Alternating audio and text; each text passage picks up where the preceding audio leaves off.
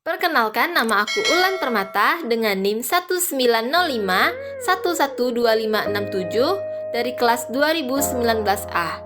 Materi yang akan aku bahas yaitu mengenai teks naratif. Pertama, mengenai pengertian teks naratif.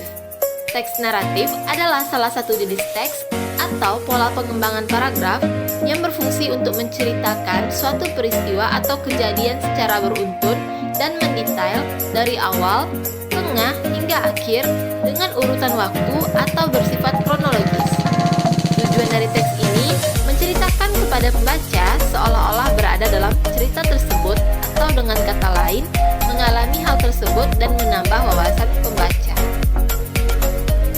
Selain itu, teks naratif dapat berupa fiksi atau imajinasi maupun non-fiksi. Naratif yang berupa fiksi sanggup menciptakan pengalaman estetis atau menghibur sekaligus memberikan wawasan kepada pembaca, sehingga jenis teks ini termasuk yang paling banyak digemari. Terdapat 3 hal utama dari teks naratif, yaitu tokoh, kejadian, dan latar, atau ruang dan waktu. Ciri-ciri teks naratif. Teks naratif memiliki ciri-ciri antara lain: 1. Teks naratif berisi peristiwa baik nyata, imajinasi, maupun gabungan dari keduanya. 2. Teks naratif terdiri atas beberapa paragraf, yang tiap-tiap paragrafnya menitik beratkan pada perbuatan atau peristiwa sehingga berusaha untuk menampilkan apa yang terjadi. 3. Teks naratif disusun berdasarkan kronologi atau urutan waktu yang dalamnya terdapat konflik agar dapat dilihat menarik. Yang keempat, pada salah satu jenis teks naratif terdapat unsur amanat di dalamnya. Materi selanjutnya yaitu mengenai jenis-jenis teks naratif. Naratif terdiri atas 4 jenis, antara lain: 1. Teks naratif ekspositorik atau karangan biografi.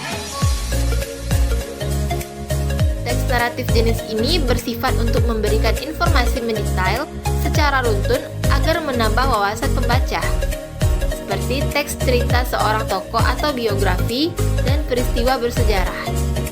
Tokoh yang diceritakan pada umumnya hanya satu tokoh dan peristiwa yang diceritakan berkaitan dengan tokoh tersebut, berdasarkan fakta atau bersifat objektif, bukan sugestif atau mempengaruhi, maupun fiktif, mulai dari lahir hingga kabar paling terbaru, sehingga dapat dikatakan teks naratif ini bersifat ilmiah. Yang kedua, teks naratif sugestif. Teks naratif ini bersifat untuk memberikan maksud atau pengaruh dan pesan atau amanat tertentu kepada pembaca. Tujuan dari teks naratif jenis ini memberikan sugesti untuk menggerakkan hati pembaca agar dapat mempercayai suatu hal dengan cara penyajian yang membuat pembaca seolah-olah melihat dan mengetahui maksud dari si penulis. Yang ketiga, teks naratif artistik.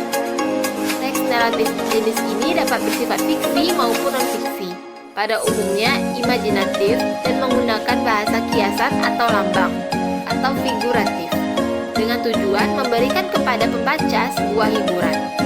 Teks ini mengandung amanat yang pada umumnya bersifat tersirat. Selanjutnya mengenai struktur teks naratif. Teks naratif memiliki struktur yang terdiri atas 4 hal, antara lain: yang pertama, orientasi. Pada bagian ini, penyajian teks narasi terdiri atas tokoh, penokohan, latar tempat, latar cerita, latar waktu, latar suasana, dan unsur lainnya yang erat kaitannya disajikan pada awal bagian.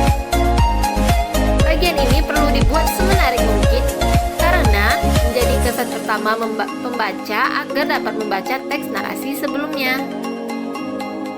Yang kedua yaitu komplikasi. Bagian ini mulai menghadirkan konflik yang nantinya akan berkembang makin rumit hingga mencapai klimaks yang setelahnya anti klimaks dan berangsur-angsur menghilang. Yang ketiga, resolusi. Bagian ini menyajikan jalan keluar dari konflik sehingga berbagai permasalahan akan terselesaikan dan sebagai tanda cerita akan berakhir. Dan yang terakhir yaitu koda. Koda atau ending adalah bagian pada teks naratif yang menyajikan akhir dari cerita. Akhir dari sebuah cerita dapat berupa akhir yang bahagia, akhir yang sedih, maupun akhir yang menggantung. Berikut contoh-contoh teks naratif. Yang pertama, contoh teks naratif ekspositorik. Pada bagian orientasi yaitu Joko Pinurbo atau sering dipanggil Jokpin lahir pada tanggal 11 Mei 1962 di Sukabumi, Jawa Barat. Setelah menyelesaikan pendidikan SMA, Seminari Mertoyudan, Magelang, ia melanjutkan studi di IKIP atau sekarang Universitas Santa Dharma Yogyakarta, tempat ia kemudian mengajar. Komplikasinya, Jokpin menjalani masa kecil yang tidak mudah karena dia selalu sakit-sakitan, sakit tipus, sehingga berbulan-bulan dan menderita cedera saraf tulang belakang. Karena hal ini, Jokpin dikenal sebagai pribadi yang tertutup. Selain itu, dirinya juga suka minder sehingga jarang bergaul dengan teman-temannya. Bagian resolusinya, kini Jokpin tinggal bersama keluarganya di Yogyakarta. Ia hidup berbaur dengan baik bersama masyarakat setempat. Selain itu, berbagai pertemuan warga seperti ronda dan acara sosial lainnya didatangi olehnya. Dia mendapat banyak inspirasi dalam tulisan-tulisannya dengan berbaur di dalam masyarakat. Dan terakhir bagian koda yaitu, Jokpin termasuk sastrawan Indonesia yang paling produktif dan banyak dari bukunya yang diterbitkan. Puisi-puisinya telah diterjemahkan ke berbagai bahasa. Selain diubah menjadi musik, sejumlah sajaknya dipakai pula untuk iklan. Sampai sekarang ia tetap bermukim di Yogyakarta. Contoh teks naratif artistik. Bagian orientasi yaitu Tebah adalah namaku. Nama panjangku adalah Tebah Arunika. Arunika yang artinya cahaya matahari pagi sesudah terbit. Bapak menamaiku demikian sebab dia mengharapkan aku selalu menjadi cahaya yang tetap terang meskipun kegelapan berusaha menyelimutiku. Bagian komplikasinya yaitu menjalani masa muda dengan menanggung 3 orang adik dan orang tua yang sakit-sakitan memang tidaklah mudah. Pada pagi hari aku harus mengikuti kelas perkuliahan dan sore hingga larut malam aku harus bekerja. Bagian resolusinya yaitu bersyukur aku mempunyai anugerah berupa kecerdasan dari Tuhan yang membuat aku mendapatkan beasiswa berkuliah hingga sarjana di universitas ternama di Indonesia. Sedikit demi sedikit, uang aku tabung hingga 3 adikku dapat berkuliah dan membantu menghidupi keluarga. Dan pada bagian koda, kini hidupku membaik dan adik-adikku sudah memiliki pekerjaan. Dan aku sedang membangun lembaga swadaya masyarakat atau LSM yang bertujuan untuk dapat membantu para anak-anak yang kurang beruntung. Yang ketiga, contoh teks naratif sugestif. Pada bagian orientasi yaitu, kala itu matahari tengah bersiap untuk tenggelam meninggalkan bumi.